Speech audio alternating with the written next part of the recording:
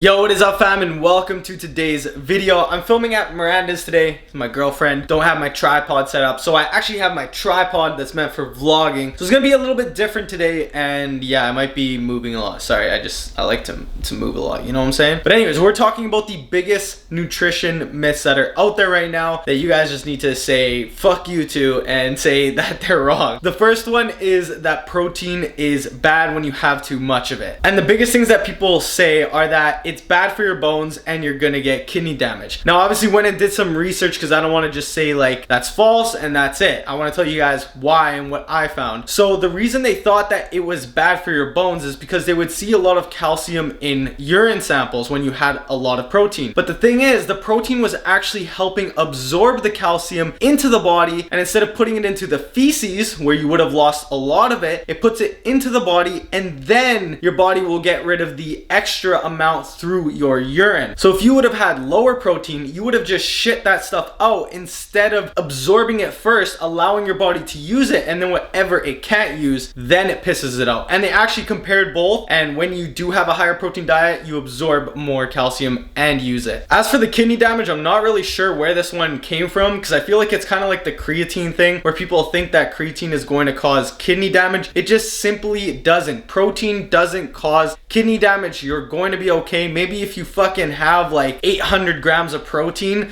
then obviously yes, because your body has to filter that stuff. It's just like if you give your body too much of anything, it's putting stress on the organs themselves. But having a regular high diet, even if you were to have 300 grams of protein, you're going to be totally fine. All right, let's move on to number 2. And this one kind of gets me heated. It's that carbs are bad for you and that sugars are just bad for you. People won't even eat like their bread, their pastas, their rice. They'll literally be like, oh, I'll just only have a little bit of carbs because they're bad, or I won't have my fruit because there's too much fucking sugar in that shit. It's like, bruh, there's nothing wrong with sugar at all. Coming from Whole Foods, if you're having pasta, potatoes, rice, oats, and then obviously your simple sugars, like whatever, your fruits and stuff, it's totally fine. Your body breaks it down and uses it as energy. It's our number one fuel source. And this whole thing has turned into this crazy fad diet, which is the ketogenic diet, where you get rid of all your carbs and go into ketosis and use ketones as energy. But it's like our bodies were built to use carbs as a primary energy source. You get the best fucking pumps of the god in the gym when you take carbs. Your performance is amazing. Your muscles work better. I don't understand why people hate on carbs so much. I feel like it's just because people wanted to blame their weight loss on one certain thing. So like, it's the carbs. The carbs is keeping me from not losing weight. Meanwhile, if you were to restrict anything, you're gonna reduce the calories and you're gonna lose weight. You could have done it with protein. You could have done it with fats. You could pick a damn food that is calorie dense, and if you restrict it enough, you're gonna be in a calorie deficit and you're gonna lose weight. So that's what I think it came from, and then people just decided to make it into this keto diet thing, and now there's like an obsession over it and people just hate on carbs. Bruh, I'm gonna make a new diet where it's like all fucking carbs, because I love carbs. It's the best damn performance. I get the best pumps, and yeah, now I'm really heated. But yeah, that one's a myth. Carbs are fucking amazing. Number 3, I feel like this one is still super widespread, and I know when I first started, because I was given the wrong information by people that were helping me, and that was that salt is bad for you. Like, why was I told this? Salt is not bad for you. Salt is literally how your muscles work. Without salt, without having electrolytes in your body, you're not gonna be moving anywhere. So try getting rid of all the salt, see what happens. You can even notice a difference if you drink too much water. So if you've ever done a competition prep and you drink a shit ton of water, so you're drinking the 8 liters and you're reducing your salt intake, try going to hit a workout. Tell me what happens. You are not going to be in a position to lift heavy. It is very easy to injure yourself, and you are not going to be able to perform well. Now, yes, salt in an excessive amount is bad because it can cause high blood pressure, which can obviously lead to a heart attack. But if you're drinking enough water, you have a healthy lifestyle, you should not be restricting salt. Like, what I'm saying is, if you're cooking your meal preps, or you're making a meal, or going out to get food, you want to make sure that there is salt on that meal. Also, if you have salt in your muscles, then you're gonna have a nice fucking pump of the gods. Number 4, I like this one a lot and people still say it, is that bread is bad for you. Now this kind of goes back to the carb thing, so we already said that, but like bread specifically is bad for you. Now obviously it's a myth, but I think people say this because it's extremely easy to eat a lot of bread, but it actually is very calorie dense. So if you eat like fucking 4 or 5 slices of bread, your calorie intake is going to go up, and then those people blame the bread for the reason they're gaining weight or why they can't lose weight, which yes, that's correct, but if you knew the amount of calories that were in what you were eating and you were actually portioning things out and tracking stuff, then you would be totally fine. Bread itself is not bad. You can still get your carbs from it as long as you track things properly and you're not eating a shit ton of bread, then you'll be totally fine. It's always about balance. There's certain foods that are more calorie dense than others, and then people, without knowing what's in the food, they like to just blame it because it does have more calories and it's an easier eat. Like think about how much damn bread you can have, and then you end up throwing like peanut butter and butter on it, and then you're wondering why that's the fucking reason you're not losing weight. Number 5 is that supplements are necessary. That's obviously a myth. You don't need supplements to get lean, to build muscle, to gain weight, to do whatever it is you want to do, unless you want to go to the Olympia and compete with like Phil Heath and shit. Then you're definitely gonna have to take some tremboloni and sandwiches and shit like that. But we're talking just like regular natural human beings. You don't need any supplements. As you get into things and you become an advanced trainee and your nutrition is on point, your training is on point, there are some supplements that will help you, like protein powder. If you're not eating all the protein you need in a day, then obviously it's nice to have a supplement in case you're just busy, whatever. The second one, creatine, I just highly recommend it. I've made a video on that if you guys want to go watch it. And then the other one is pre-workout, which is also not necessary, but it's kind of nice to have. It's like wearing running shoes when you go and running. You know what I'm saying? It just helps. Number 6, this one I used to actually fall for a lot, and it's that frozen vegetables and fresh vegetables don't have the same nutrients in them, because when they freeze, they lose nutrients, and that's the process. But the thing is, as long as these fruits and vegetables aren't processed and they're just frozen from exactly where they were taken, like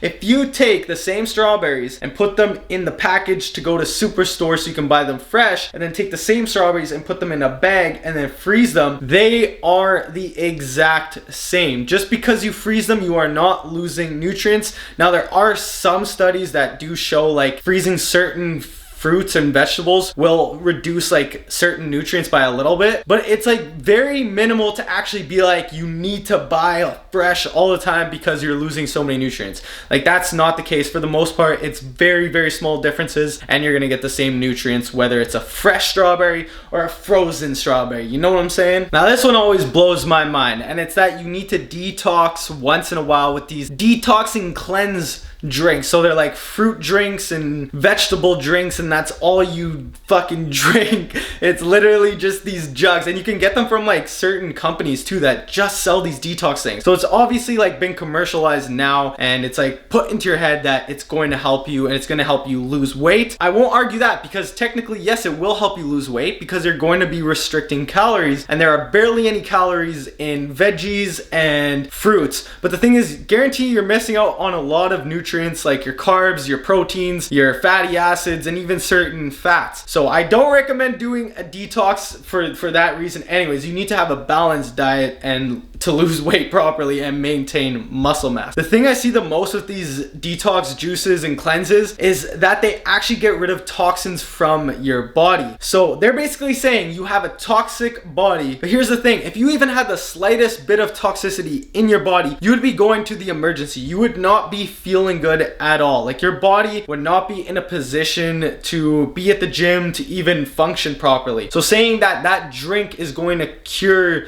the toxins from your body and get rid of them, they're saying that the nutrients in these drinks are gonna bind to the toxins and you're gonna piss them out and shit them out. It's not true. If you just ate healthy and had those vegetables and had your carbs and your proteins and ate everything moderately, you'd be totally fine. So don't fall for this cleansing shit that's gonna get rid of toxins that are in your body. Like what? So which one is this one? Number 8, number 9, I don't even know because there are so many. I could probably go on forever and ever. I'm gonna give you guys this one because People literally fall for this one all the time, and it's that you can't eat before a certain time at night, that you're gonna gain all this fat because you ate after 8 o'clock, or you ate 30 minutes before you went to bed, and now it's like game over. You're gonna gain fat throughout the entire night. That is a huge myth. That is not how it works at all. Your body still burns calories while it sleeps, and it comes down to the daily caloric intake, not whether you're eating at 10 in the morning, 5 p.m.,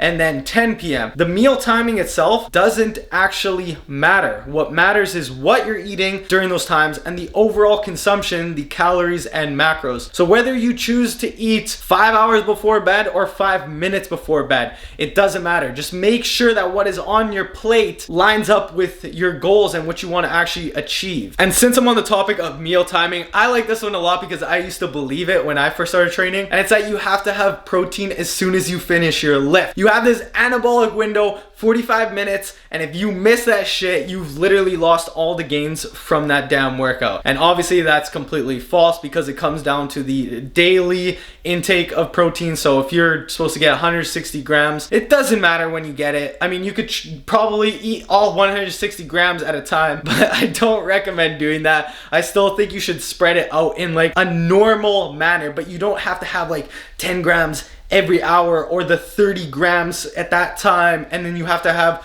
your protein shake as soon as you finish the gym. And the last one is that there are negative calorie foods. This is completely a myth. So apparently celery, things like tomato, lettuce are negative calories. You eat them and you're actually burning more calories to digest them. They actually have like the slightest amount of calories. I think it's for celery, 100 grams, I was looking this up earlier, was like 2 calories for 100 grams of celery. So it's not negative calories, but it's extremely low calories. I would actually use these foods for when I'm cutting, and I've done this before, because it actually makes your stomach feel full since you have something in there, like you have the volume, but you're not giving your body any calories. So it's actually really good when you're in like a strict deficit and you want to feel full. But besides that, I would not rely on these foods to try to make you lose weight. Like it's not gonna end well. You're gonna be in an extreme deficit, you're gonna hate your life, and you're probably gonna end up rebounding, because you need to be in a diet, or you need to be on a nutrition plan that is sustainable for you and that you can enjoy and actually get your workouts done without being a fucking zombie. Anyways, I hope you guys enjoyed this video on